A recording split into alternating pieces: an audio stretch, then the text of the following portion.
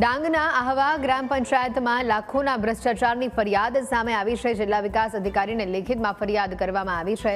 ફરિયાદ મુજબ છેલ્લા 5 વર્ષમાં થયેલ 12 જેટલા કામોમાં ગરબડ સામે આવી છે। 50 લાખથી વધુના કામોમાં ભ્રષ્ટાચારની ફરિયાદ સામે આવી છે। આહવા તાલુકા વિકાસ અધિકારીએ તપાસ સામે કાર્યવાહી હાથ ધરી છે। નાણાં પંચ અને એટીવીટી યોજના અંતર્ગત આરસીસી રોડ બ્લોકના કામો, શાળામાં શેડ, પાઇપલાઇન તેમજ શૌચાલયના કામોમાં ભ્રષ્ટાચારના આક્ષેપ કરવામાં આવ્યા છે। 16 જેટલા કામોમાં તલાટી, સરપંચ તેમજ સભ્યો દ્વારા મોટા પ્રમાણમાં ભ્રષ્ટાચાર કરાયો હોવાની ફરિયાદ દાખલ કરવામાં આવી છે। છેલ્લે ગ્રામ પંચાયતે છેલ્લે 5 વર્ષમાં જે વિકાસના કામો કર્યા છે એમાં ભ્રષ્ટાચાર જ થયો છે।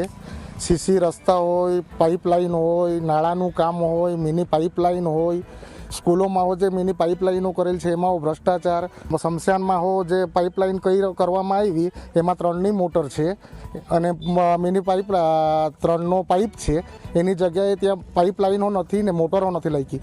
જે તે એવા ટોટલ 12 કામો છે, એવામાં બધામાં ભ્રષ્ટાચાર છે। અમે ડીડીઓ સાહેબને ફરિયાદ કરી છે, ટીડીઓ સાહેબને ફરિયાદ કરી છે। ડીડીઓ સાહેબે આશ્વાસન આપ્યું છે કે તોડીને ફરીથી કરાવીશું, પણ એ હમણાં જોઈએ ક્યારે થશે ક્યારે નહીં।